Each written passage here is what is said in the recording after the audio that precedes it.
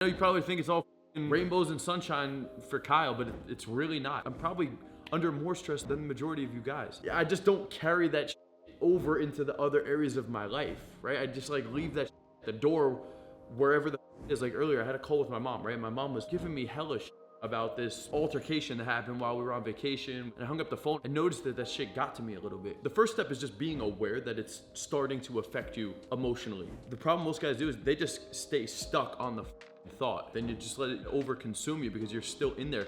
You need to be aware that it's taken over or trying to take over your consciousness. So you got to bring awareness to it first. The moment you bring awareness to it, you can step back from it and separate yourself from the thoughts. I'm reading this book right now, The Untethered Soul, which is all about consciousness and being able to step back and view whatever's going on in your life as the observer. The phrase that they use is the one who sees. So you're not in it, you're the guy watching the whole fucking thing.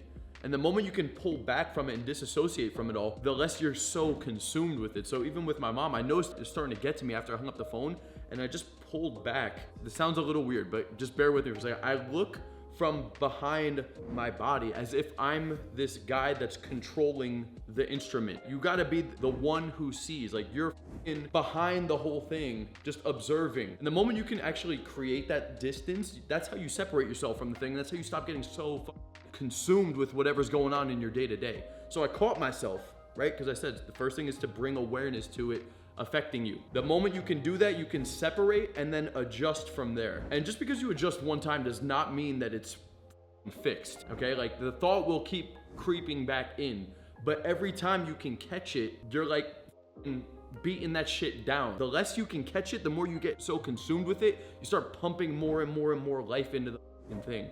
So every time I find that shit getting to me, or I find myself getting too triggered by it, or I find myself emotionally reacting too much to it, you gotta fucking catch yourself, step back from it, and become more of the observer of that thing, and then cut that shit dead. Here's the other thing, is that over time, that skill in itself becomes stronger. You can increase that skill set as you can become more and more, I guess you would call it conscious, or like woke, or like just present. Okay, so that's a skill in itself. Obviously meditating can help with that too. I feel like I'm very good at leaving my stress or leaving my problem at the door, so to speak. Like whatever happened, I don't let that shit carry over into the next areas of my life, because I could be going through so much shit, which honestly, dude, I feel like I am right now in my life. I feel like I am going through a lot of shit. There's a lot of business stress. At the same time, I feel like I could handle all of that and like 10x if I needed to. It's like, it's a lot, it's very intense, but at the same time, it still doesn't get to me because I've built this up gradually over time. And I mean, you could say that it's a combination of awareness,